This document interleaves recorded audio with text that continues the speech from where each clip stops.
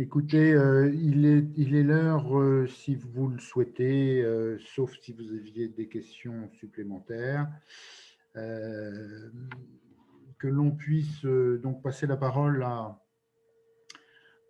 nos amis de l'ARO Habitat Bretagne sur la présentation de la démarche Énergie Sprong, donc une démarche qui est née aux Pays-Bas, ils nous l'expliqueront, mais qui intéresse de près tous les professionnels de la construction, particulièrement dans le cas de l'ARO Habitat, pour les bailleurs sociaux, pour des rénovations énergétiques lourdes en site occupé.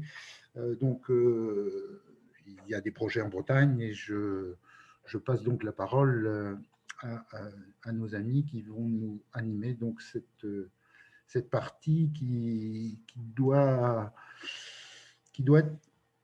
intéresser tous les gens qui nous ont rejoints parce que ça préfigure sans doute plein de projets pour notre territoire breton. Écoutez, s'il n'y a pas d'autres questions, je passe la parole. Alors, je n'ai pas les noms des intervenants, mais je, je les laisse prendre la parole. Est-ce que vous m'entendez? Oui. Oui, donc Gilles Lermite, directeur adjoint de l'ARO Habitat Bretagne. Donc, je m'associe aux remerciements et félicitations pour le travail que vous avez mené en 2020 et le déroulé de l'AG qui précédait. J'en profite aussi pour vous remercier de l'écoute et de la possibilité d'expression que vous nous donnez cet après-midi pour présenter à l'ensemble des participants à l'Assemblée générale la démarche Énergie Sprong et les enjeux pour les organismes HLM en Bretagne. Donc, c'était un premier point important de voir que par rapport à une première approche, on a eu tout de suite une accroche, une écoute et une possibilité d'échanger ensemble cet après-midi. J'en profite justement aussi pour remercier l'ensemble des intervenants représentant Greenflex, Neotoa et Agnès Fraisse qui, au sein de l'ARO, pilotent ce projet avec motivation et force d'entraînement justement des bailleurs, et vous le verrez tout à l'heure. Et je voulais juste vous présenter sur la diapo qui suit simplement quelques chiffres sur l'ARO Habitat. Alors, je ne sais pas si on peut passer à la diapo suivante. Merci. Voilà, pour dire, parce que le nom aussi est parfois ambigu, ARO Habitat Bretagne, c'est l'association régionale qui regroupe l'ensemble des organismes HLM de Bretagne. Donc, il y a une association régionale par région en France. Nous, c'est l'ARO Habitat Bretagne pour la Bretagne. Donc, on couvre les 4 départements bretons et on regroupe 37 organismes HLM. En idée de volume, on n'est pas bien évidemment une grosse région, mais c'est pour autant 180 000 logements locatifs sociaux aujourd'hui, avec un rythme en gros de production de 3 500 à 4 000 logements par an, et une activité d'accession qui est assez représentative aussi par rapport à l'échelle nationale. On est à peu près à 1000 logements en accession à l'échelle annuelle, donc pour l'ensemble des opérateurs bretons. Et puis un chiffre qui a tout son sens et qui montre les enjeux que l'on a derrière ces démarches, c'est qu'en gros, on n'est pas loin du milliard d'euros investis chaque année dans l'activité du bâtiment à travers ce qu'on appelle la production locative, donc tout ce qui est ce qu'on appelle les bailleurs sociaux, hein, tous les HLM de façon classique, 30% tout ce qui relève de la réhabilitation, et on voit tout l'enjeu de la réhabilitation, puisqu'effectivement, sur un rythme de livraison de 3 500 à 4 000 logements par an, on voit bien que les enjeux sont aussi sur le patrimoine qui existe et qui est de 180 000, et puis 15% pour l'accession parce que ce n'est pas neutre et qu'à chaque fois, on a tendance à oublier un peu aussi ce secteur d'activité qui, pour nous, est stratégique et important pour l'ensemble des opérateurs. Donc voilà, je voulais juste donner ces quelques éléments de repère sur ce qu'est l'ARO Habitat Bretagne. Et puis ce que vous attendez, et que je sais qu'elle va le faire avec motivation, c'était de passer la parole tout de suite à Agnès Fraisse, qui pilote ce projet depuis plus d'1 an au sein de l'ARO. Et grâce à elle et à vous, aujourd'hui, on a cette chance de pouvoir tous échanger ensemble. Et soyez participants et en espérant que tout ça se déroule parfaitement. Merci. Bonjour, est-ce que vous m'entendez? Oui. Oui, bon. Eh bien, donc, bonjour à tous, je suis Agnès Fraisse et effectivement, je vais rapidement, mais très très rapidement, parce que du coup, ce qu'on veut, c'est vraiment rentrer dans le vif du sujet, vous resituer pourquoi cette intervention. Donc, les organismes HLM ont un fort enjeu de rénovation énergétique. Gilles vous l'a montré par l'investissement qu'ils mettent chaque année dans ce sujet-là, avec du coup quelquefois des niveaux d'intervention et de qualité qui peuvent varier, et surtout du coup sur le long terme des multiples interventions qui tous les 10, 15 ou 20 ans doivent se renouveler sur notre parc. L'enjeu d'Energy Sprong, on va vous le montrer plus tard, on va rentrer dans le vif du sujet, c'est aussi de produire une rénovation plus performante et notamment sur le long terme. Donc, pour nous, en tant que gestionnaire de patrimoine, c'est un enjeu très fort. Au-delà aussi de l'enjeu d'impact environnemental, bien évidemment. On a 2 de nos adhérents qui, d'ores et déjà, s'étaient lancés dans cette démarche. Donc, vous allez avoir le témoignage de Frédéric Tachen de Néotois qui ont déjà lancé une opération. Donc, ils vont nous dire pourquoi ils se sont lancés dans cette démarche-là et quels bénéfices ils en retirent aujourd'hui. Et un deuxième adhérent, Bretagne Sud Habitat, qui intervient sur le Morbihan, qui a rejoint la démarche Pays de la Loire, tout comme Néotois d'ailleurs, à titre expérimental, pour du coup être un peu notre ils sont nos testeurs, on va dire, avec du coup, à titre exceptionnel, une démarche avec nos voisins des Pays de la Loire. Donc, ces 2 adhérents qui se sont motivés pour partir un peu plus vite sur cette démarche-là nous ont fait nous interroger, je dirais pas nous interroger, parce qu'on s'interrogeait déjà depuis 2 ans. On a beaucoup travaillé sur qu'est-ce qu'était Energy Sprong, en fait, sur les 12 derniers mois ou les 24 derniers mois, pour bien saisir en fait ce sujet. Et là, le fait qu'eux se lancent, ça nous a aussi donné l'impulsion pour continuer.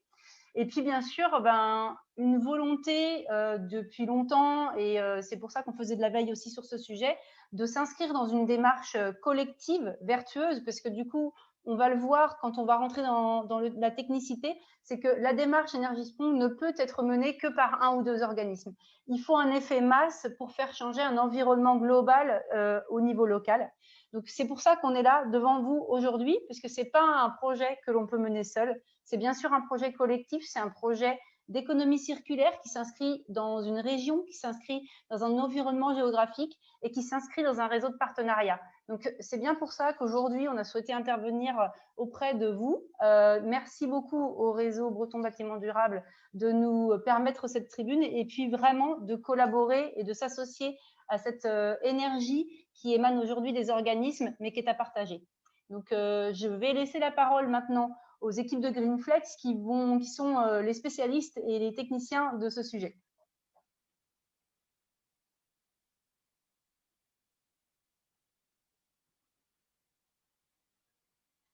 Est-ce que ça fonctionne?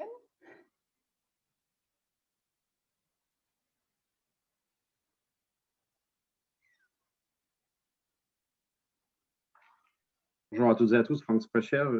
Est-ce que Anne-Laure est là? Je n'ai pas la main sur les slides. C'est Anne-Laure qui a la main sur les slides. Oui, bonjour à tous. Vous m'entendez correctement? Je pense que j'ai eu un petit souci avec mon micro. Oui. C'est bon. C'est bon, parfait, merci. Alors, merci Agnès et Gilles pour ce temps d'introduction. Ce qu'on vous propose aujourd'hui et dans un laps de temps assez restreint, c'est d'évoquer Energy Sprong, voir qu'est-ce que la démarche, d'avoir un témoignage de la maîtrise d'ouvrage, avec Frédéric et Agnès, de voir aussi quels sont les intérêts pour les réseaux d'entreprises, pour les entreprises bretonnes, et comment est-ce qu'on peut accompagner ces entreprises dans la démarche Energy Sprong. Et je vais tout de suite laisser la parole à Franck Sprecher de l'équipe Energy Sprong, qui peut commencer par se présenter aussi. Oui, bonjour. Donc, Franck Sprecher, je suis directeur énergie et territoire chez Greenflex et donc dans l'équipe Energy Sprong France. J'ai la particularité d'avoir été dirigeant et actionnaire d'une PME qui s'appelle Pouchin avant de rejoindre Greenflex, que j'ai engagé tout de suite dans la démarche EnergySprong. J'ai pu participer aux 3 premiers marchés globaux de performance en France et en remporter 2. Les 2 marchés Vilogia à M, 10 logements, et Waterloo, 160 logements. Et donc, Pouchin est l'entreprise qui aujourd'hui assure, et la PME qui assure aujourd'hui la garantie de performance sur 30 ans sur ces 2 opérations. Donc, et j'ai un passé plutôt mainteneur exploitant dans une PME qui s'appelle Cofeli, Engie. Certains connaissent. Donc, voilà, petite connaissance de la maintenance, de la performance énergétique, et puis le côté entreprise, le côté opportunité pour toutes les entreprises que représente EnergySprong. Et c'est ce que je voulais vous faire partager aujourd'hui. Alors, et justement, échanger pour partager, comprendre pour progresser et innover pour anticiper. Vous devez connaître ces mots. Je me suis permis d'ouvrir votre rapport d'activité 2020 et je me suis arrêté à la première page parce qu'elle m'a comblé déjà. Je me suis permis aussi de rajouter des petits tirets, le mot « pour », parce que c'est voilà, c'est ce que ça reflétait pour moi. Ce sont des piliers qui sont importants pour vous et qui sont ceux, effectivement, d'EnergySprong. Et donc, on est aligné sur ces valeurs principales. Alors, nous, chez Greenflex, donc, effectivement, nous portons la démarche. Le métier de Greenflex, c'est d'accompagner ses clients pour accélérer la transition énergétique et environnementale, mais aussi sociétale. Et donc, en allant très rapidement, nous avons 4 métiers. Le conseil, dans lequel est intégrée l'équipe EnergySprong, à peu près une 30aine de personnes en France, pour projeter la vision, tracer la feuille de route. Une fois qu'on a fait ça, on nous dit souvent, mais qu'est-ce que je dois faire en termes d'études et combien ça coûte? Et là, donc, nous avons plusieurs dizaines d'ingénieurs, pas plus de 100 ingénieurs qui travaillent sur les études et les chiffrages pour eh bien, dire voilà ce qu'il faudrait faire et voilà combien ça coûte. À ce moment-là, on nous dit, mais je n'ai pas d'argent pour le faire. Alors, nous avons aussi une centaine de personnes qui travaillent sur des solutions de financement pour que les solutions que nous avons chiffrées et étudiées soient mises en œuvre. Et puis, comme on aime bien savoir d'où on part pour savoir où l'on va et surtout tenir les engagements, eh bien, on a des plateformes digitales qui nous permettent de collecter et de valoriser la donnée pour s'assurer que eh bien, les engagements qui sont pris dans les solutions que nous avons conseillées, chiffrées, étudiées et financées, eh bien, ces engagements sont là et donc on est 100% dans la philosophie EnergySprong, cette rénovation haute performance énergétique très ambitieuse. Donc, comme je vous l'ai dit, Greenflex est impliqué donc, dans le déploiement de la démarche EnergySprong en France depuis 2016 et plus particulièrement depuis 2019 dans le cadre d'un soutien du ministère de la Transition écologique et solidaire qui donc, nous finance ce programme sur la base des programmes certificats d'économie d'énergie, alors que certificats C2E n'ont rien à voir avec les C2E que vous pouvez solliciter et obtenir d'ailleurs dans le cadre de rénovation EnergySprong. Ce sont des programmes qui sont financés et portés par le ministère pour déployer des démarches vertueuses en France. Et donc, le programme C2E fait partie de ces démarches. Et nous sommes toujours très en lien avec l'Europe dans le cadre de financement Interreg aussi sur un certain nombre de ces projets, notamment tout ce qui concerne des démonstrateurs en logement collectif sur ces programmes plutôt européens. Voilà, donc pour clarifier, nous sommes là pour accompagner les écosystèmes dans le déploiement de la démarche. Nous avons été mis en concurrence par le ministère. Nous ne faisons pas ça gratuitement. C'est offert pour l'écosystème. Mais bien sûr, nous sommes rémunérés par le ministère de la Transition écologique et solidaire, à qui nous rendons des comptes régulièrement sur des objectifs très précis que vous trouverez de manière publique. Nous sommes parus au journal officiel. Donc voilà, tout est bien clair de ce côté-là. Et ceci étant dit, nous sommes délivrés de toute démarche de marché, de contrats divers et variés. Donc nous pouvons directement rentrer dans le vif du sujet et travailler efficacement au déploiement de la démarche. Et c'est ça l'idée géniale. Alors, donc voilà, donc c'est une démarche, on l'a dit, qui est née en Hollande. Hein. La Hollande a 5 ans d'avance sur nous à peu près. Et la démarche EnergySprong, donc c'est une démarche de rénovation zéro énergie des bâtiments. Donc, on va viser à garantir énergie égale zéro pendant une longue durée sur les bâtiments que l'on va traiter. Notre mission, s'intéresse aux bâtiments au patrimoine des bailleurs et aux bâtiments éducatifs. C'est important, nous en parlerons, et donc aux collectivités, mais la démarche Énergie-Sprong peut s'appliquer dans bien d'autres cas. Par contre, notre mission à nous est centrée à la demande du ministère sur le patrimoine des bailleurs et le patrimoine des collectivités. Pourquoi? Parce que ce sont des patrimoines déjà importants et qui ont besoin d'être rénovés et pour lesquels la rénovation Énergie-Sprong s'applique particulièrement. Donc, on a déjà un certain nombre de logements pilotes qui ont été réalisés et vous avez été une des régions pionnières. Alors, juste derrière l'Hauts-de-France, je vais être un peu chauvin de ce côté-là, mais quand même, non, exactement au même niveau et grâce à Néotoa, Frédéric vous en dira un peu plus tout à l'heure. Et on peut dire qu'aujourd'hui, la demande est bien engagée. Vraiment, en France, vous allez voir, la carte est bien remplie et dans votre région aussi, bien évidemment. Et donc, nous axons aussi, à partir de maintenant, beaucoup nos efforts sur la partie offre, donc sur l'acculturation des entreprises et leur donner les moyens de répondre aux projets que vous mettez sur la table. Donc, un écosystème bien constitué. On y va. Alors, qu'est-ce que c'est qu'Énergie-Sprong? Énergie-Sprong, c'est donc une démarche de rénovation très ambitieuse donc qui vise à garantir énergie égale 0. Donc, ça, je vous l'ai indiqué. Donc, si c'est 12, c'est super, hein, vraiment, mais ce n'est pas Énergie-Sprong. C'est énergie égale 0. 0, tout le monde sait ce que c'est, même en kilowattheure. Tous usages confondus, donc dans les bâtiments éducatifs, ça va être également tous les usages liés à l'activité dans le bâtiment. Ça, c'est très, très important. Ce qui fait qu'une des conséquences de cela, c'est que dans beaucoup de cas, le chauffage n'est plus vraiment un sujet de préoccupation dans le cadre d'Énergie-Sprong. Vous voyez que l'usage devient vraiment un élément fondamental. Et le deuxième point à retenir, c'est que c'est sur une durée longue, 30 ans dans les logements, 20 ans dans les bâtiments éducatifs. La recherche de cette durée longue est un des piliers nous permettant de dépasser les habitudes qui sont très bien, on fait de très belles choses, mais si on veut aller plus loin, il faut donc changer de méthode, il faut pouvoir faire ce cadeau aux parties prenantes de pouvoir avoir l'opportunité de se projeter dans la durée.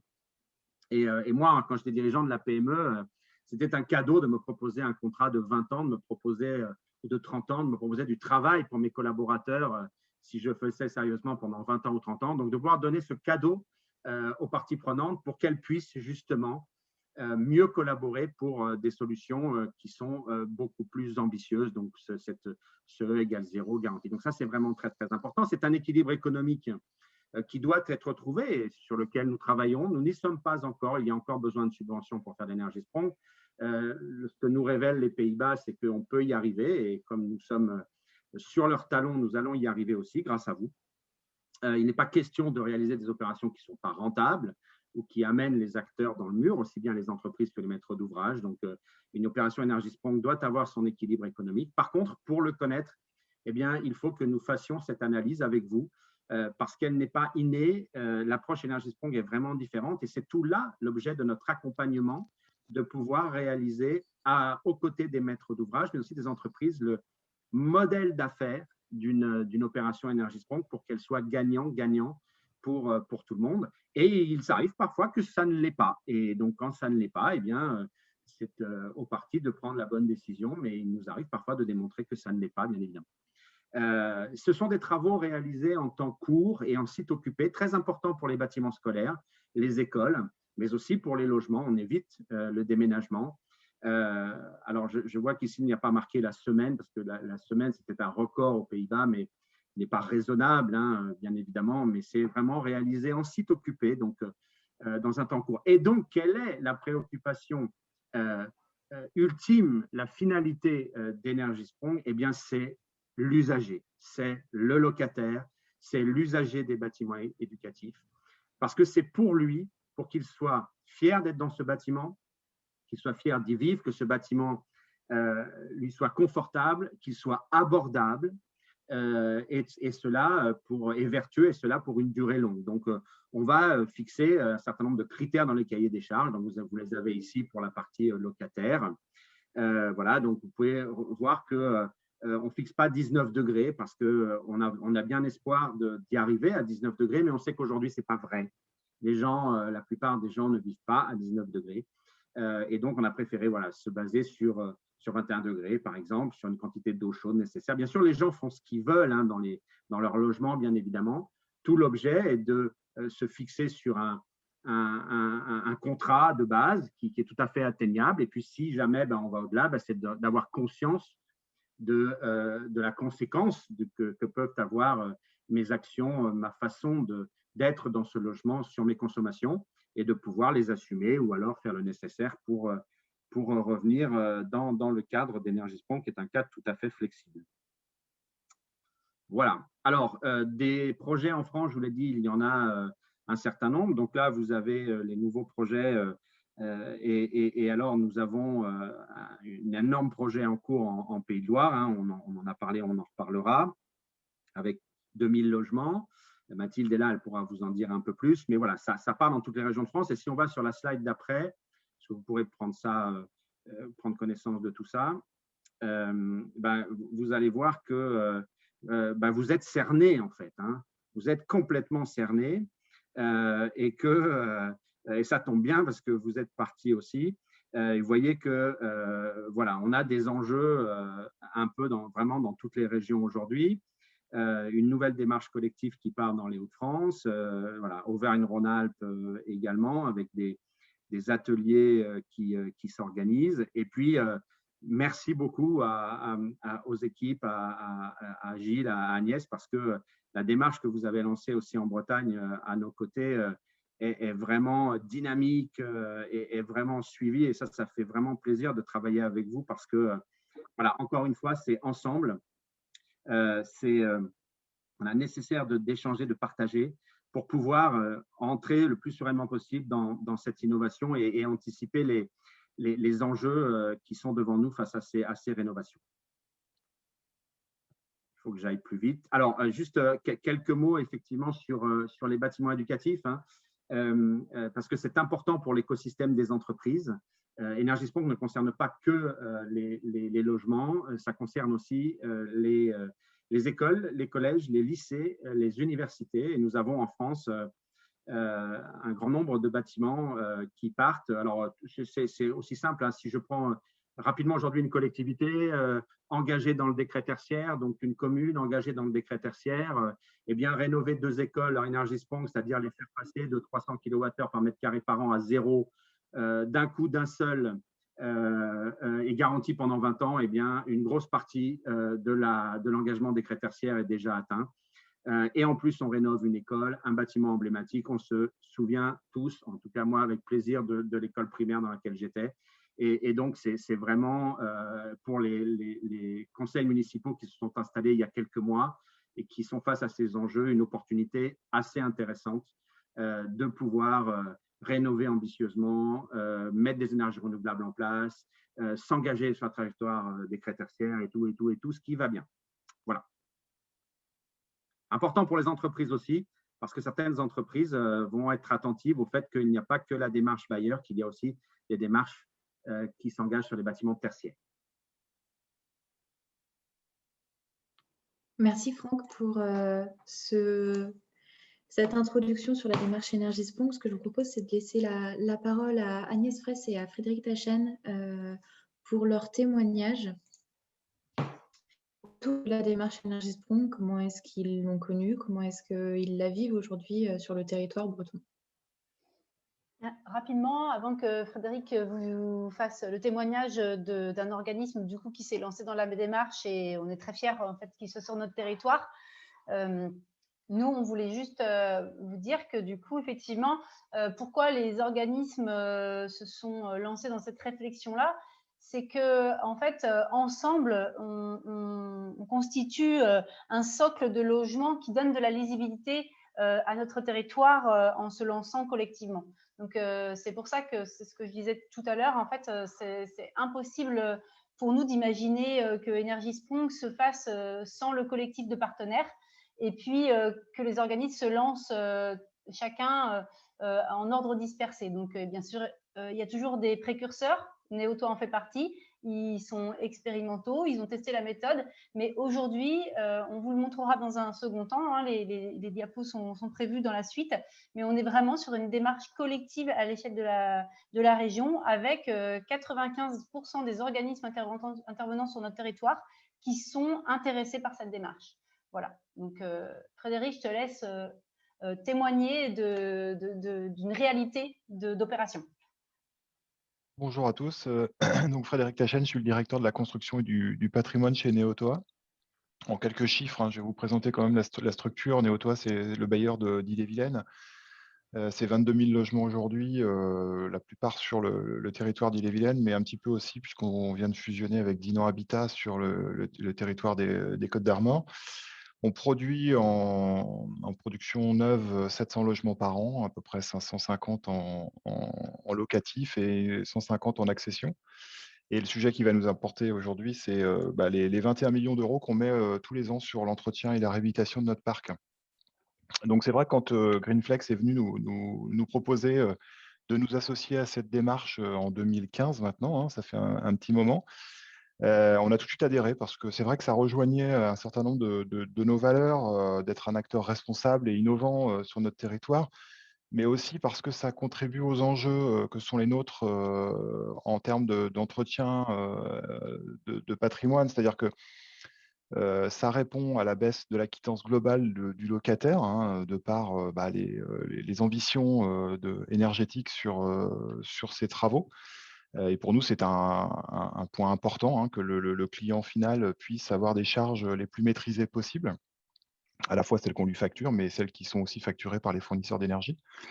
L'ambition aussi d'atteindre, pour contribuer à l'effort collectif, hein, sur l'accélération de la transition énergétique et écologique, c'est d'afficher les ambitions fortes en termes d'amélioration des étiquettes énergétiques de notre parc. Aujourd'hui, on a l'ambition, quel que soit le type d'énergie, et avec l'électricité, on sait que ça peut être un peu plus compliqué, mais de basculer sur des étiquettes B en DPE à chaque réhabilitation lourde. C'est également de pouvoir introduire régulièrement dans nos rénovations des énergies renouvelables, favoriser la production d'énergie. Favoriser l'utilisation de matériaux biosourcés, hein. On pense aussi énormément au bilan carbone de nos opérations et penser toutes ces opérations en coût global. Pourquoi je dis ça? Parce que c'est vrai que le projet Energy Sprong, c'est une garantie sur 30 ans. Et nous, on a ce besoin, avec un parc locatif quand même important, de garantir une attractivité de nos logements sur une durée la plus importante possible. Et cette garantie sur 30 ans nous permet quand même de nous assurer que notre bâtiment va rester performant et attractif sur cette durée. Également, un des axes de travail qui nous a paru important dès le départ, c'est cette industrialisation des process de réhabilitation. Aujourd'hui, tous les acteurs savent faire de la rénovation énergétique. Il n'y a pas de problème, hein, on le fait la plupart du temps en lot séparé ou en conception-réalisation avec des entreprises générales, mais quoi qu'il arrive, à un moment donné, c'est une succession de corps d'État.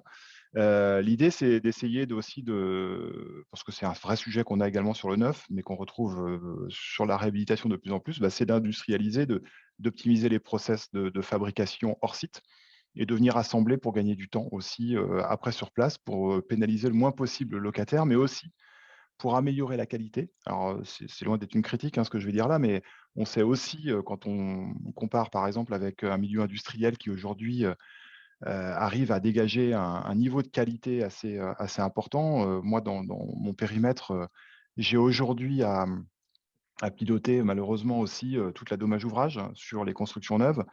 Et on voit aujourd'hui qu'on est encore un petit peu dans le dur, hein, sur ces questions-là. Et en tout cas, nous, on pense que l'industrialisation et la construction ou la rénovation et la réhabilitation hors site va nous amener à améliorer la qualité de production in fine. C'est aussi pour ça qu'au sein de notre organisation, on développe des sujets comme le BIM, avec l'introduction d'une entité complète, hein, qui travaille sur la numérisation de notre parc pour aussi optimiser tous ces sujets de numérisation et de process numériques au sein du monde du bâtiment. Un autre axe également qui nous a vraiment convaincus, c'est la production de l'énergie au plus près du besoin. Le E égale 0. Alors, c'est vrai qu'aujourd'hui, on n'est pas dans de l'autoconsommation, on en reparlera peut-être un petit peu plus tard, on est plutôt dans de la revente d'énergie produite sur site. Mais je pense qu'aujourd'hui, la R&D avance énormément et on finira par arriver à consommer sur site, y compris sur des postes qu'on n'imagine peut-être pas, hein, comme le CS et le chauffage. Mais en tout cas, nous, notre ambition, c'est de pouvoir produire au plus près du besoin pour que demain, on puisse éventuellement faire profiter aussi l'occupant de l'énergie produite, alors qu'aujourd'hui, effectivement, on est plutôt dans la revente. Donc voilà un petit peu tout ce qui nous a, nous, amené à rejoindre ce collectif. Et c'est aussi pour ça, alors c'est vrai que on pense, hein, seul, on va souvent beaucoup plus vite, mais ensemble, on ira certainement beaucoup plus loin. Et ce qui nous a plu dans cette approche, au-delà du E égale 0, c'est l'esprit collectif qu'il y avait derrière tout ça, la nécessité de s'engager collectivement. Et là, je ne parle pas que du groupement qui nous accompagne sur la phase travaux et qui, effectivement, doit nous garantir une performance sur la durée. Mais c'est vraiment un jeu entre l'occupant. Alors nous, c'est vrai qu'on est principalement concerné par des locataires, hein. Il y a un autre marché qui concerne aussi les propriétaires, mais le locataire, le bailleur et le groupement. Et ça, c'est vraiment un engagement à trois têtes qui est important de comprendre. C'est-à-dire que la garantie, on ne l'obtient aussi que si tout le monde s'engage. Et c'est un peu aussi notre façon de procéder. On est attentif aussi à l'ensemble de ces paramètres. Et voilà, donc c'est pour ça que nous, en tout cas, on s'est engagé il y a 5 ans. On a produit, alors à une toute petite échelle, hein, avec beaucoup d'humilité, 4 logements, mais qui étaient quand même assez représentatifs de notre parc, parce qu'on a la particularité d'avoir, nous, un gros tiers de notre patrimoine qui est du parc individuel, qui est de plus chauffé à l'électricité, qui est une particularité bretonne. Donc, avec des typologies aussi représentatives. Et même si à l'échelle de 4 logements, ça peut être compliqué, on avait aussi des occupants et une occupation représentative. C'est-à-dire qu'à la fois avec des personnes seules, des personnes âgées, pour aussi voir un petit peu comment, avec cette technologie embarquée, parce qu'il y a quand même un peu de technologie, les gens s'en sortaient et comment ils arrivaient à fonctionner dans un logement de ce type-là. Aujourd'hui, avec 2 ans de recul, on constate que le résultat, il est au rendez-vous, hein. La performance, elle est là. On a considérablement réduit la période de chauffe. Le confort pour l'usager, il est également présent. Quant aux travaux, puisque c'était aussi une des ambitions, ils ont été réalisés en 6 semaines. On verra tout à l'heure une petite vidéo pour l'illustrer. Mais voilà, donc c'est pour ça aussi que nous, on a souhaité se réengager sur un volume beaucoup plus important, puisqu'on passe maintenant à une centaine de logements. On a rejoint les Pays de la Loire pour justement travailler sur une massification, en tout cas un volume plus important permettant aussi à l'ensemble du tissu de s'organiser et de se regrouper pour également améliorer la performance économique, hein, de ces travaux. Voilà ce que je peux dire en tout cas à ce stade-là pour ce qui a été fait chez Neotoa. Donc là, vous voyez en fait la time-lapse qui a été réalisée sur le site.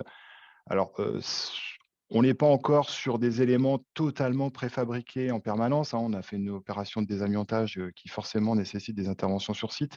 Mais ce qui était intéressant, c'est de voir le grutage des panneaux de façade, des éléments aussi que l'on va voir un petit peu plus tard en fin de vidéo, c'est l'accent mis également sur la maintenance et le côté moins intrusif, parce que c'est vrai que nous, on est toujours un peu pénalisé par le taux de pénétration quand on vient maintenir des équipements.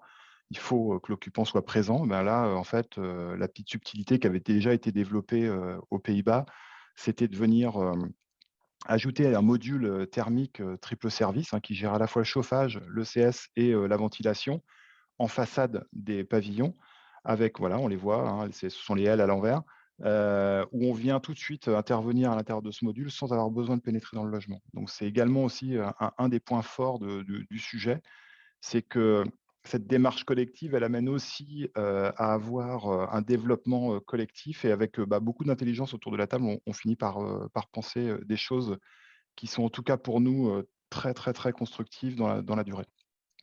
Le saut énergétique, puisque c'est aussi ce que veut dire Energy Sprong, hein.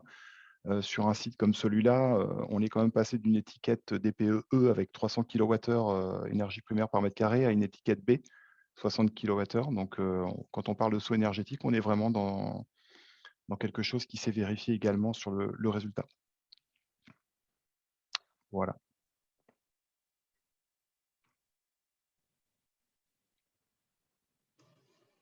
Merci Frédéric. Agnès, est-ce que vous voulez compléter?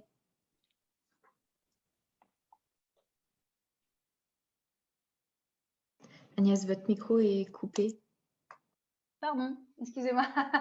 Oui, merci Frédéric pour ce témoignage et puis insister sur le fait que on voit bien qu'en fait, du coup, ce qui est important en fait dans ce cadre-là, c'est effectivement la rapidité d'intervention, le fait qu'on ne vient pas effectivement déranger les locataires, mais c'est vrai que c'est intéressant si on se projette. Nous, aujourd'hui, on est gestionnaire d'un patrimoine de logements sociaux, mais je pense que cette rapidité d'intervention et puis cette non-intrusion dans le logement peut intéresser de multiples maîtres d'ouvrage.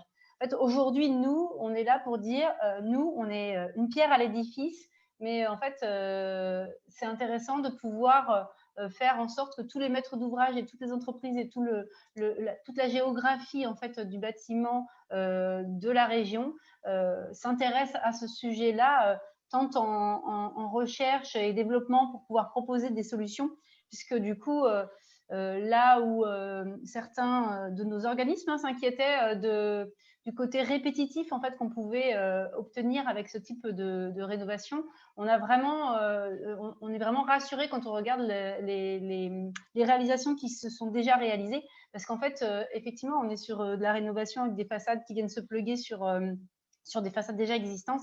En fait, on peut tout personnaliser et c'est ça qui est intéressant pour conserver aussi une identité locale, pour conserver peut-être un attachement à certaines utilisations de matériaux. Effectivement, on peut aussi se dire qu'il y a peut-être des collectivités qui accompagneront encore plus les biosourcés avec ce type de rénovation. En fait, on est aussi maître de la politique de rénovation qu'on va pouvoir déployer, même dans le cas d'Energy Sprong. C'est juste d'avoir en tête cette industrialisation, cette performance et cette durabilité qui est vraiment le cœur de ce projet-là, quoi. Et l'économie circulaire, j'y tiens parce que c'est vraiment aussi le cœur de cette intervention. Merci Agnès, merci Frédéric pour votre témoignage d'intérêt sur la démarche Énergie Sprong. Dans les quelques pages qui suivent, ce qu'on voulait vous montrer aussi, c'était l'intérêt qu'il y a pour le pendant de la maîtrise d'ouvrage, c'est l'ensemble des intérêts, des leviers qu'il peut y avoir pour les entreprises bretonnes. Rapidement, pour nous laisser le temps d'échanger aussi autour de la démarche Énergie Sprong, on remarque qu'il y a plusieurs intérêts, plusieurs opportunités, notamment des opportunités de marché et de visibilité sur ce marché de la rénovation. Il y en a au niveau national, mais aussi au niveau régional, notamment sur la région Bretagne, où si on regarde les différentes spécificités du parc social, on remarque qu'il y a plus de 28 000 logements qui sont a priori, d'un point de vue des critères techniques, faisables avec des rénovations à Énergie Sprong. Ce qu'il est à noter, c'est que ce besoin de rénovation aujourd'hui est assez équitablement réparti sur l'ensemble de la Bretagne, puisqu'on va de 18% de potentiel de rénovation Énergie Sprong dans le Morbihan jusqu'à 31% dans le Finistère, 34% pour l'Ille-et-Vilaine. Il y a aussi dans cette répartition une majorité de logements aujourd'hui collectifs à plus de 70% et une partie aussi non négligeable de 25% dans l'individuel. Ce qui laisse un champ des possibles en termes de rénovation énergétique assez diversifié pour que tous les réseaux, toutes les entreprises puissent, en fonction de leurs solutions développées, trouver un segment de marché à rénover et sa visibilité pour les années à venir. Aujourd'hui, la démarche s'est déjà bien inscrite sur le territoire breton, avec une douzaine de bailleurs bretons qui ont manifesté leur intérêt avec l'accompagnement de Laro et notamment d'Agnès Fraisse, que je tiens à remercier, pour entamer des analyses sur leur parc, voir la faisabilité technique, mais aussi la faisabilité économique de rénovation Énergie Sprong sur quelques segments, sur quelques lots de leurs parcs sociaux, mais aussi un ensemble d'entreprises, et alors là c'est une version non exhaustive d'entreprises, qui s'intéressent à Énergie Sprong, qui ont déjà été en contact avec notre équipe Énergie Sprong, notamment à travers le concours d'innovation de la saison 1, que vous avez peut-être suivi ce matin le lancement de la saison 2, et on a prévu peut-être de prendre un temps pour en discuter tout de suite. qu'il est intéressant aussi, c'est dans cette vision agrégée de logement, d'en ressortir certaines catégories, certaines typologies, par exemple de maisons isolées, de maisons mitoyennes, sur le collectif des petits collectifs, où on sait qu'ils représentent quand même une majorité aujourd'hui en Bretagne, et aussi de grands collectifs que l'on va retrouver plutôt sur les métropoles bretonnes, les métropoles rennaises et aussi à Brest. Ce qui est intéressant de voir, c'est qu'aujourd'hui, avec ce potentiel breton de rénovation, il y a quand même une visibilité. Et si on regarde jusqu'en 2050, qui sont aujourd'hui la vision nationale pour l'atteinte des objectifs carbone, on sait que sur le territoire breton, il faudrait rénover plus de 3000 logements par an. Donc, c'est vraiment des opportunités à saisir sur le marché et sur sa visibilité. Je ne rentre pas plus dans les détails pour permettre de continuer la présentation et je vais laisser la main à Franck sur l'accompagnement pour les entreprises et comment est-ce que l'on peut intégrer aussi le réseau d'entreprises, les entreprises dans cette démarche en lien avec l'ensemble des bailleurs. Merci beaucoup, Anne-Laure. Je vais essayer d'aller vite. Donc, une fois que la demande est là et installée, et vous voyez qu'elle elle se constitue bien, il est nécessaire de pouvoir aussi s'intéresser à l'écosystème des entreprises, toutes les formes d'entreprises pour activer l'offre et permettre à vous, maître d'ouvrage, enfin, maître d'ouvrage, de pouvoir recevoir des réponses à leurs demandes en nombre suffisant et en qualité et en coût adapté. Et donc, on a besoin de vous aussi pour activer cet écosystème local, développer ces meilleures solutions et donc faire monter en compétence tous les acteurs locaux. Alors, Energiesprong, c'est destiné à tous les types d'entreprises. Hein. On en a la preuve aux Pays-Bas et j'en suis une toute petite preuve que les PME, les TPE sont aussi les bienvenus, bien évidemment, et nous travaillons à tisser le meilleur accueil pour qu'elles puissent aussi réussir dans la démarche. Et l'intérêt de ces clubs, c'est aussi de mettre à disposition tous les outils pour pouvoir faire en sorte que eh bien, ces entreprises comprennent la valeur apportée par ces rénovations Energiesprong, construisent leur modèle d'affaires autour de cette rénovation et puissent augmenter leur chiffre d'affaires, comme c'est écrit là, pourquoi pas. Ce qui m'intéresse moi dans mon entreprise, c'est surtout la pérenniser et pérenniser cette création de valeur et tout en garantissant effectivement une rentabilité suffisante.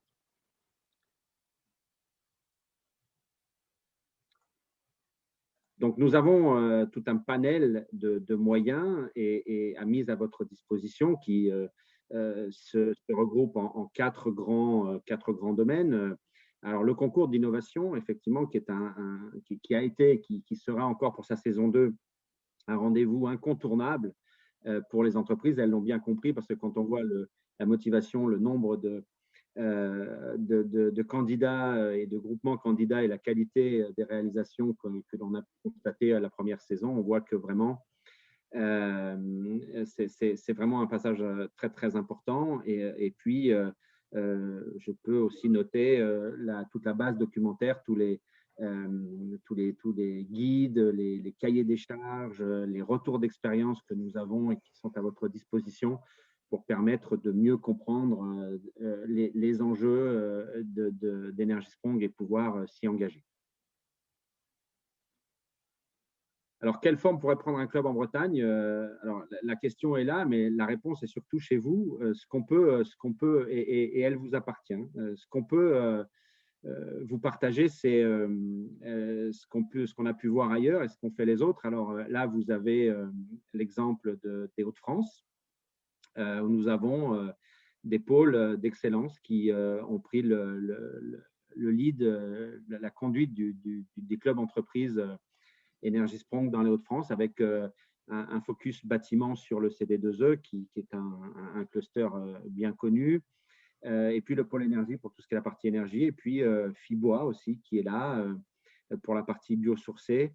Très important aussi pour la région et puis d'autres autres clusters énergie. Et puis, ce qu'on peut constater, c'est qu'on a vraiment la preuve d'une répartition vraiment équitable des entreprises dans leur implication dans l'énergie, puisqu'on a 40% de PME sur une centaine d'entreprises inscrites.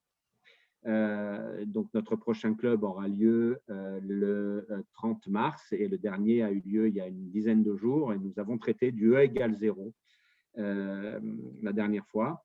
Et donc, nous sommes en mesure de proposer un certain nombre de thèmes à traiter dans ces ateliers, dans les ateliers organisés par ces clubs. Donc là, vous avez quelques exemples. On travaille par exemple aussi sur les compétences qui sont importantes dans le cadre du déroulement d'un projet Energy Sprong, donc les compétences à regrouper dans son groupement. On travaille aussi sur cette fameuse phase de garantie de performance sur 30 ans que j'ai toujours moi considérée comme une opportunité, mais peut-être faut-il aussi entendre les entreprises qui considèrent ça comme un risque non négligeable. Donc là aussi, ensemble, on comprend, on partage, on explique pour donner envie d'aller vers ces contrats Energy Sprong. Alors, nous avons aussi d'autres exemples. Nous avons l'exemple de la région Pays de la Loire qui a été en avance sur la création des clubs parce que, comme on l'a indiqué, il y a actuellement une très, très grosse opération. Et puis, nous avons aussi en Auvergne-Rhône-Alpes, voilà, donc c'est pour vous inspirer, pour vous donner quelques exemples, mais le club Bretagne sera le vôtre avec eh bien, les organismes, les clusters, voilà, qui sont en capacité aujourd'hui de pouvoir prendre la démarche et puis la porter. Et puis, c'est ouvert à tout le monde, hein, voilà, c'est un travail d'équipe. On a un focus important sur les compétences à regrouper, et c'est ça qui fait toute la richesse des activités et des affaires Energy Sprong, c'est que ces compétences sont larges. Vous voyez, des compétences bien sûr économiques, juridiques.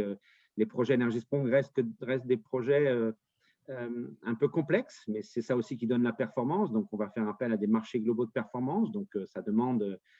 C'est pas, voilà, c'est pas une centrale nucléaire, loin de là, hein, mais voilà, ça demande quelques connaissances. Bien sûr, les travaux, les chantiers, ça reste très important. Voilà, des compétences industrielles et logistiques, hein, ça c'est un peu nouveau. Voilà, le maître d'ouvrage devient propriétaire de sa façade lorsqu'elle commence à être construite par l'industriel dans ses usines. Et non pas quand le mur se monte sur le chantier. Et il y a toute une logistique importante. Voilà, je pourrais vous raconter des anecdotes sur notre premier chantier AM où nous n'avions pas fait attention à cette logistique et donc nous avons livré les façades un peu n'importe comment. Et donc après, pour s'organiser sur le chantier, c'était un peu plus compliqué. Enfin, on l'a fait comme d'hab, quoi. Voilà. Donc voilà, donc ça, ce sont des nouvelles compétences qui apparaissent. Bien sûr, le monde du numérique, très important. Frédéric en a parlé. L'industrie 4.0 est adressée par les projets Energy Sprong. Et donc, c'est un sujet tout au long des phases, de la conception à la réalisation, à la garantie de performance, le numérique et ses applications, le BIM, la mesure 3D, ce sont des applications très, très importantes à prendre en compte et sur lesquelles nous avons encore beaucoup à progresser.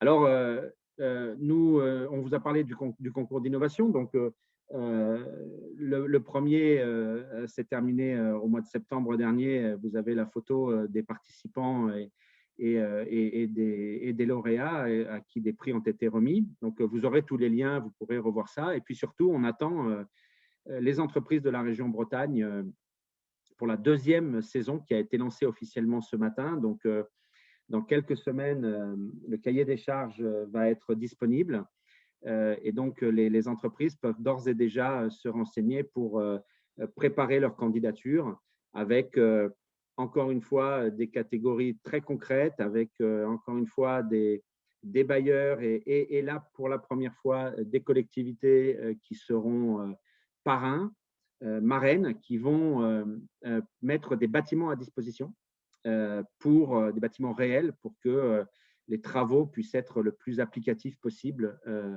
les travaux des différentes équipes qui vont candidater. Je vais assez vite parce que l'heure avance. voilà, nous avons eu des entreprises lauréates parmi les entreprises bretonnes et pas aux places les moins valorisantes. Donc, bravo à ces entreprises. Voilà, dans la catégorie 1 et la catégorie 4. Donc, on compte beaucoup sur vous et l'animation du club va être très importante pour accompagner les entreprises à partir du printemps jusqu'à la fin de l'année sur ce concours.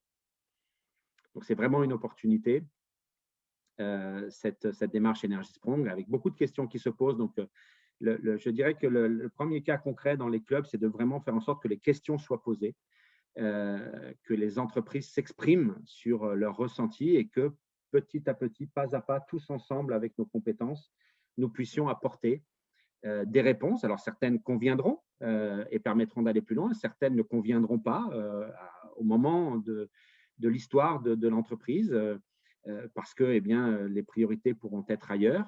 Mais en tout cas, voilà, Energy Sprong, c'est une vision à long terme et tout le monde aura sa place, tous ceux qui le souhaitent, toutes les entreprises, au moment où elles le souhaiteront.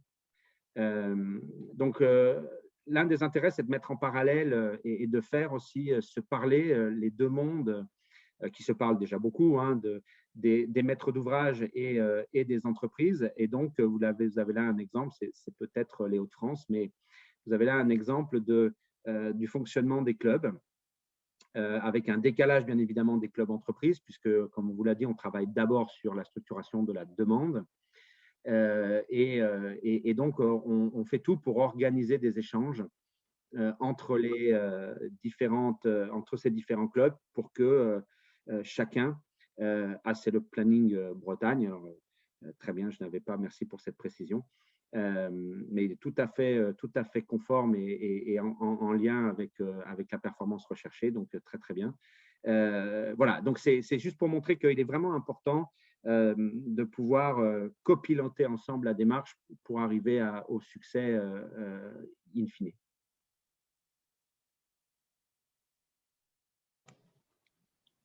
Merci Voilà, Franck pour cette dernière partie, cette vision que tu nous donnes sur les possibilités de créer un club breton à adapter. En tous les cas, ce sont des éléments inspirants.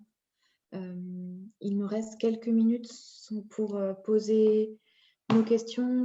Malheureusement, je n'ai pas vu le visuel sur le chat, donc n'hésitez pas aussi à les poser directement pour qu'on puisse y répondre. Je vois que Monsieur Lebon est intervenu via le chat.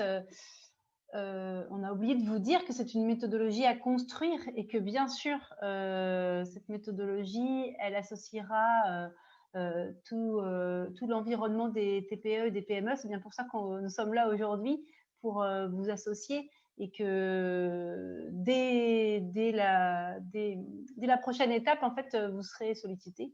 Pour tout vous dire, je dois même normalement vous contacter pour caler une date très prochainement. Est-ce qu'il y a des questions peut-être techniques ou organisationnelles ou sur du rendu? J'en ai une.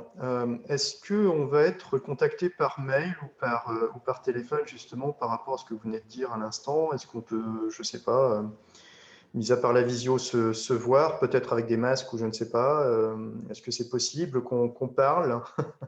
Bien sûr. Alors, c'est vrai qu'on est aux prémices du lancement.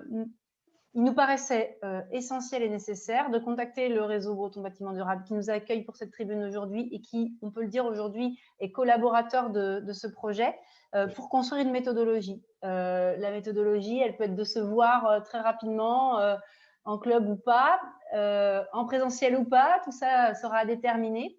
Donc, on essaie de constituer un comité de pilotage très restreint pour vous proposer en fait très rapidement des temps de rencontre et une méthodologie pour lancer les réflexions sur les différentes thématiques, sur les différents clubs qu'on a vus précédemment et devenir concret en fait dans cette réflexion collective. Donc aujourd'hui, je ne peux pas vous dire comment, mais on essaie de le faire sous un délai assez court pour garder cette motivation bien présente. Et puis, du coup, je pense qu'on reviendra vers le réseau qui a toutes vos adresses mail pour ceux qui sont intéressés et on essaiera de faire une communication assez large dans ce cadre-là. Ok, pour vous solliciter et vous intégrer. parfait. Ok, merci. Oui, Philippe Loyer, architecte. J'ai une question à poser à Néotoa. Concrètement, qu'est-ce qui s'est passé à OC? Vous êtes arrivé à énergie égale zéro dans une prévision de 30 ans. Vous y arriverez? Alors, on est arrivé à égal 0, E égale 0 dès la première année. C'est-à-dire qu'on produit par la production photovoltaïque autant d'énergie que n'en consomment les habitants sur les postes complets, chauffage, ECS, ventilation et tous les usages domestiques électriques. C'est-à-dire que c'est vraiment, ça c'est annuel. La garantie, nous on l'a choisi, alors c'est un peu en décalage avec le projet sur lequel on s'investit maintenant sur les Pays de Loire. On part sur une garantie de 30 ans. On l'a volontairement mise à 5 ans. Pourquoi? Parce que vu le peu de logements que l'on mettait sur la table, en fait, on n'aurait pas eu de réponse sur 30 ans.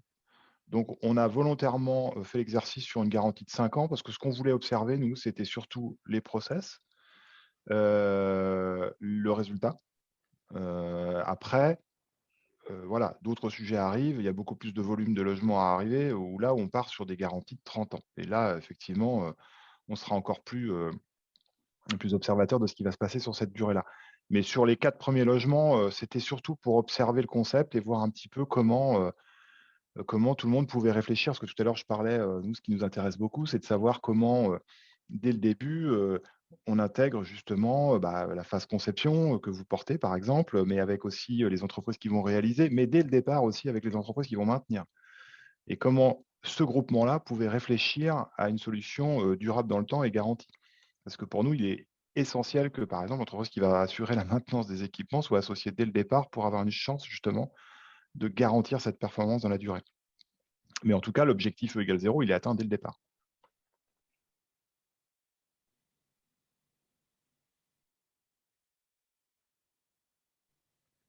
Bon, si je peux prendre la parole aussi à mon tour, je représente l'Ordre des architectes. Il y a une chose à laquelle on est très sensible, c'est la qualité architecturale des bâtiments, bien évidemment. L'architecture est quelque chose d'essentiel. Et vous le savez bien, les façades sont payées par le propriétaire des bâtiments, mais il y a un autre propriétaire aussi invisible des façades, c'est le public. C'est le citoyen qui passe dans les rues, qui se promène, etc. Il faut que ce soit digeste et qu'on ne reparte pas dans les architectures des chemins de grue qu'on a pu connaître à une certaine époque, enfin lointaine bien sûr, mais je pense que c'est un élément très très important pour l'acceptabilité des résultats. Il y a la technique, c'est un élément. Je note que ça s'appuie beaucoup sur l'énergie photovoltaïque pour équilibrer finalement l'énergie, enfin les dépenses, mais aussi sur un traitement de l'enveloppe des bâtiments. Et c'est au niveau du traitement de l'enveloppe des bâtiments qu'il ne faut pas se rater si on veut garder un niveau de qualité suffisant. Alors, sur cette question, croyez-moi, l'ensemble de nos organismes, ce fut l'une de leurs premières préoccupations.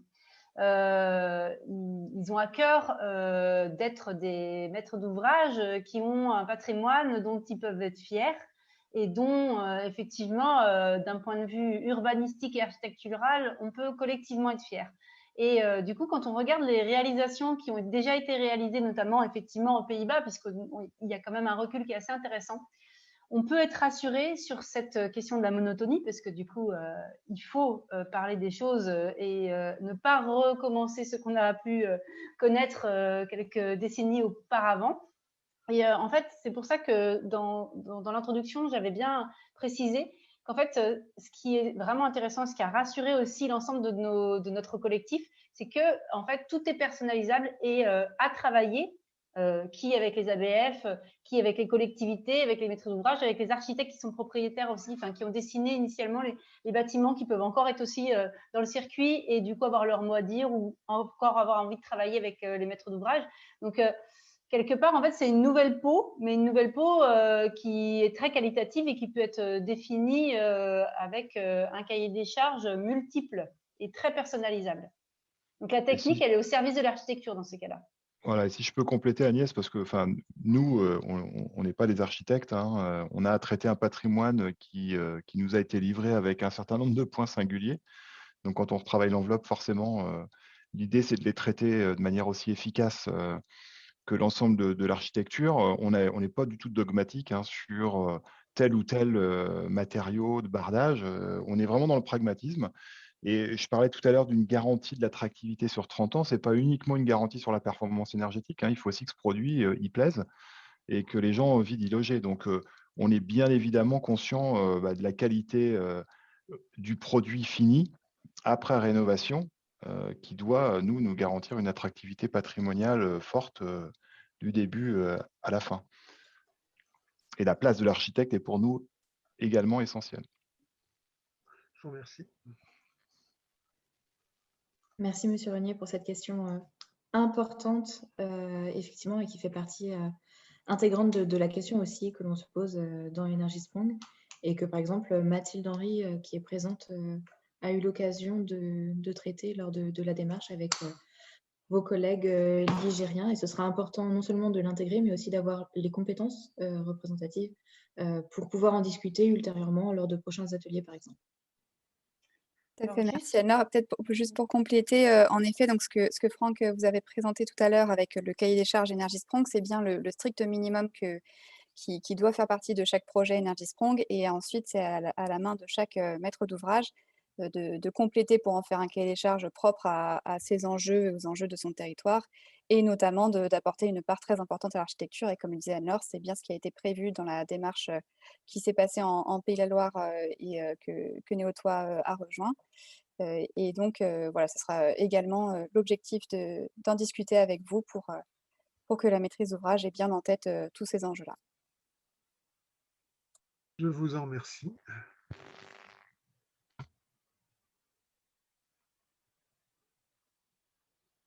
Juste, j'ai une question en parallèle dans le chat avec Madame Poisson j'ai pas sous les yeux la société à laquelle elle appartient, mais j'ai l'impression que c'est très en lien avec les matériaux biosourcés. Sur les circuits courts et sur l'économie circulaire, effectivement, en fait, quand on dit que c'est un projet qui doit s'inscrire dans la géographie et dans le local, on ne peut pas imaginer en fait de construire des façades en Alsace qu'on ferait livrer en Bretagne pour être plugué. Là, pour le coup, le bilan carbone et l'intérêt n'auraient aucun sens. Donc, c'est bien un projet qui doit s'inscrire dans le territoire avec l'écologie du territoire et avec les entreprises qui constituent ce territoire.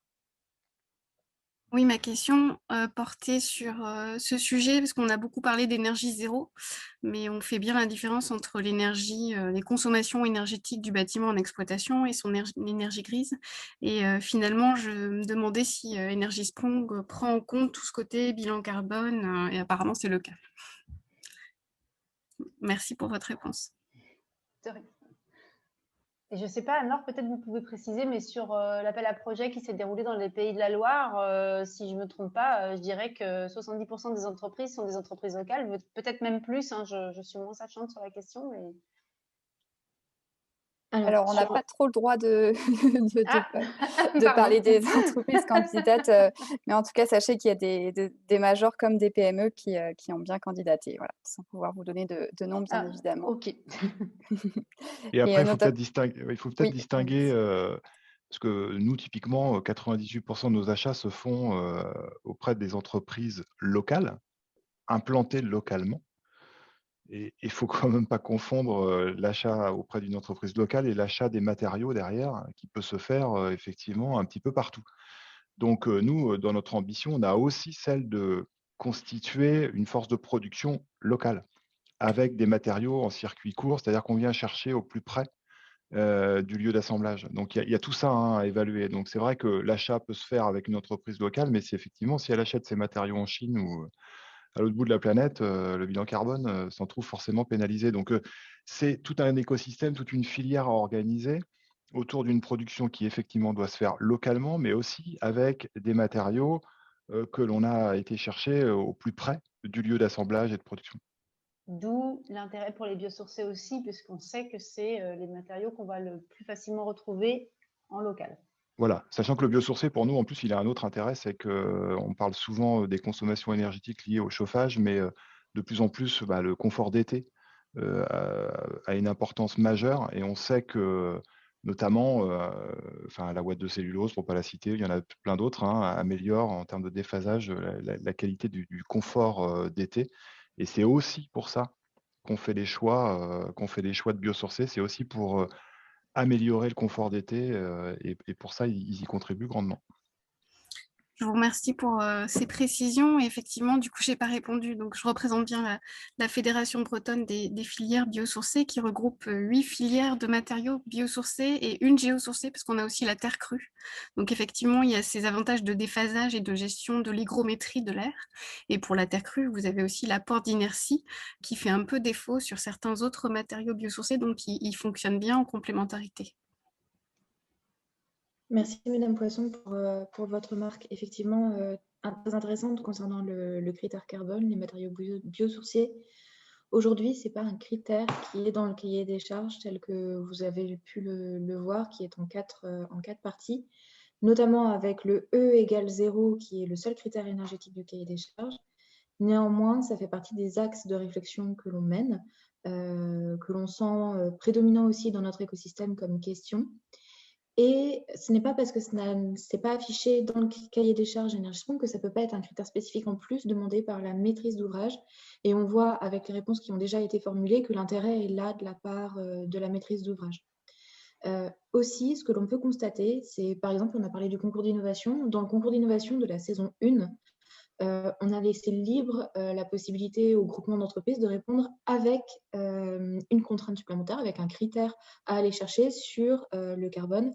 Et on voit que finalement, à réponse égale, si le critère carbone, en tous les cas, l'aspect économie circulaire est mis en avant, eh bien, ce sont des solutions qui ont un plus grand succès. Très intéressant. Et d'ailleurs, pour compléter, dans l'appel à manifestation d'intérêt Massy-Réno, qui est donc la partie du plan de relance qui est dédiée aux rénovations très performantes type Énergisprong pour les logements sociaux, il y a un critère également sur la partie biosourcée et économie circulaire. Et donc, on peut bien penser que les futurs projets des différentes maîtrises d'ouvrage qui souhaiteraient se lancer dans Énergisprong intégreront peut-être même systématiquement dans l'avenir des critères carbone. Je sens qu'il y a vraiment des points de collaboration parce que dans notre AMI biosourcé, on a une première session là qui va démarrer au mois de mai, qui est centrée sur la construction neuve, mais on a prévu une seconde session en 2022 plus centrée sur la réhabilitation. Et donc, c'est dédié au tertiaire public et également au logement collectif. Je pense qu'effectivement, il y a des rapprochements possibles. Tout à fait.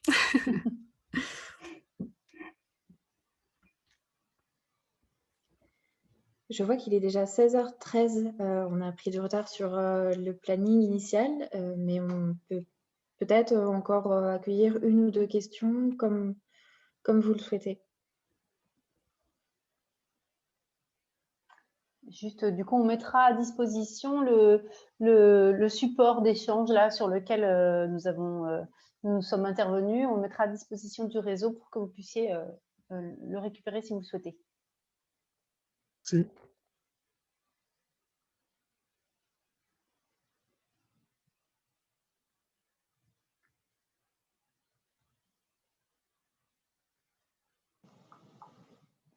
Bien, s'il n'y a pas d'autres questions, oui. Ça a l'air d'être silencieux. Merci pour ce brillant exposé intéressant. Alors effectivement, dans la composante réseau breton bâtiment durable, on est très attentif au fait que ce soit l'économie locale qui soit impliquée dans cette dynamique. Bon, effectivement, quand on parle de notre réseau de PME, d'industrialisation, ça peut en faire fuir quelques-uns. Mais effectivement, je pense que dans le cadre d'une concertation avec les organisations professionnelles et au sein du réseau, on peut trouver des synergies permettant d'impliquer et d'accompagner les entreprises dans le processus d'intervention locale. Je pense que il y a pas mal de choses à faire, j'imagine, avant d'arriver au résultat. La question que je me posais, c'est sur la garantie de 30 ans. Qui assure la garantie de 30 ans? Est-ce qu'on implique les entreprises qui sont intervenues? Est-ce que c'est l'organisme qui porte la rénovation qui assure la garantie? Comment on jongle juridiquement? Enfin, voilà. Alors, il y a plusieurs possibilités pour porter cette garantie de 30 ans. Mathilde et Philippe, je vous laisserai également compléter avec votre vision sur les territoires. Alors, il y a plusieurs possibilités. Soit c'est il peut y avoir, mais c'est non exhaustif comme exemple, le groupement en entier, un mandataire du groupement. Il peut y avoir aussi une implication du bailleur dans ce portage de garantie de 30 ans. Il y a plusieurs axes aujourd'hui pour porter cette garantie de 30 ans et c'est à développer, à construire aussi. Oui, exactement. Et pour compléter, en Pays de la Loire, c'est bien ce qui est prévu, c'est que les groupements d'entreprises candidats proposent la meilleure solution pour porter cette garantie, qui ne sera pas uniquement sur les épaules de la maîtrise d'ouvrage, puisque l'objectif, c'est bien que le groupement s'engage à installer des équipements et à isoler de manière très performante qui va durer dans le temps. Mais comme le disait Anne-Laure, ça peut être un accord entre un groupement entre les entreprises répondant et la maîtrise d'ouvrage, ou uniquement le groupement, ou uniquement un membre. Donc, c'est vraiment à vous de construire les offres pour porter ces garanties de performance. D'accord. Donc, ça suppose quand même un montage juridique solide pour assurer pour assurer la sécurité de tout le monde, quoi, quand même. De l'usager, de l'occupant, mais aussi du porteur, du sous-traitant, de l'entreprise intervenante. Enfin, bon.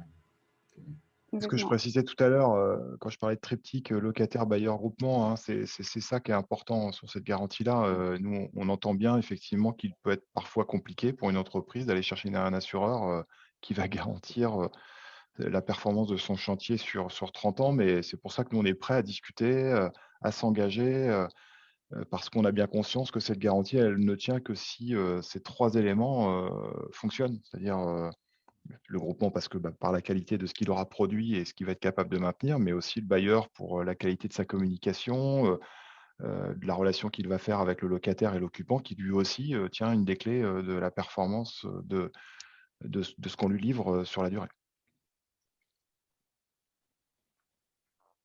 Ok. Bon, je suis également administrateur de Côte d'Armor Habitat, de Terre et Habitat d'ailleurs. Mais pour l'instant, à aucun moment on en parle de cette dynamique. Donc, bon, ça va venir, ça va venir. Je crois savoir que pour les 2 bailleurs que vous précisez, en tout cas, qui fusionnent maintenant, donc ça ne fait plus qu'un. Les choses sont plutôt bien engagées en termes d'études. Hein. Ils ont proposé, enfin en tout cas, on est plutôt aujourd'hui, en tout cas au stade des bailleurs bretons sur l'étude de faisabilité. C'est peut-être pour ça que c'est pas encore remonté aux différents conseils d'administration, mais je sais que les bailleurs sont assez engagés, alors individuellement et collectivement, par la force des choses maintenant. Oui, ça a été présenté en fait en comité de direction auprès de Côte d'Armor Habitat. Et pour Terre et Baie, je sais aussi qu'on a travaillé, Anne-Laure, vous me complétez si je me trompe, sur l'analyse du patrimoine pour pouvoir faire remonter ce qu'on appelle des opérations Energiesprong compatibles et les analyser au prisme du cahier des charges. Je pense qu'effectivement, pour l'instant, c'est peut-être un petit peu tôt pour les administrateurs, mais ça devrait venir sous peu. Bah, disons qu'avec la fusion, on a un peu d'autres sujets à… Voilà, c'est peut-être… Aussi, je comprends… Pardon. Je confirme qu'aujourd'hui, on est en lien avec plusieurs organismes bretons, effectivement, et on est en phase de collecte. On a presque fini la phase de collecte des données. On restitue au fur et à mesure les aspects techniques, mais aussi économiques de faisabilité de certains lots, de certains logements. Je pourrais regarder plus en détail où est-ce que l'on est avec CAH et Terre et Baie, mais je crois qu'on est plus avec CAH, effectivement, dans cette fusion. Oui, ce que je voulais dire, là, on est plutôt dans les préalables actuellement. La véritable massification n'interviendra que dans 3 à 5 ans. Le temps de mettre tout en place, les rapprochements. C'est quand même Alors, les rapprochements d'organismes sont quand même très, très, très engagés et vont intervenir. Il y a les rapprochements d'organismes, mais il y a toute la démarche.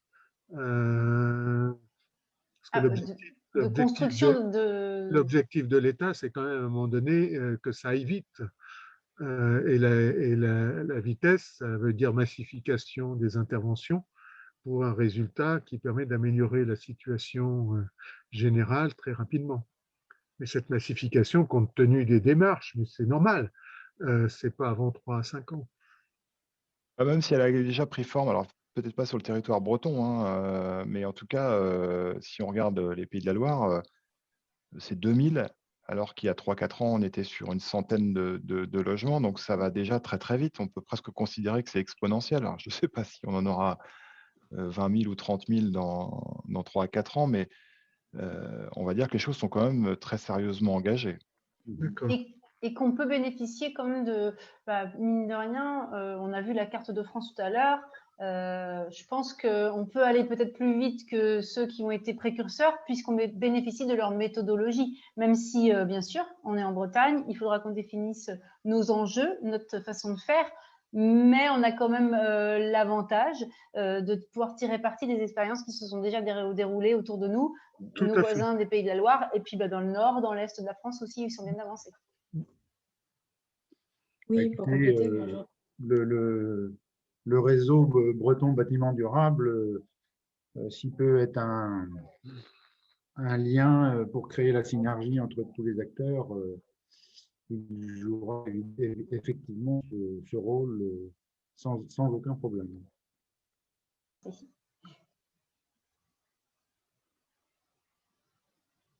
S'il n'y a pas d'autres questions, écoutez, je pense que c'était, ma foi, très intéressant. Un certain nombre de participants qui nous ont quittés, c'est normal, hein, on avait dit 16 heures.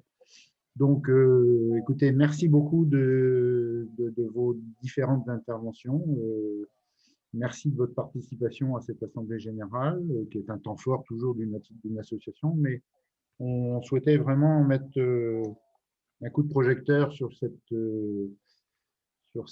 opération Énergie Sprong là, et je pense que ça a répondu à pas mal de questions et ça donne sans doute pas mal d'envie à l'ensemble de nos adhérents, membres du réseau et à tous ceux qui ne sont pas encore membres de ce réseau et qui veulent y adhérer, je les y encourage évidemment à l'issue de cette Assemblée générale. Merci à vous. Écoutez, merci beaucoup à tout le monde et puis bon courage pour la suite et vous nous tenez au courant sur la suite pour pouvoir irriguer l'ensemble de notre réseau sur l'évolution de ce dossier. Bien. Tout à fait. Merci. Merci beaucoup. Merci à vous, merci de votre accueil. À bientôt, merci de votre participation. Merci, à bientôt. Au revoir. Au revoir.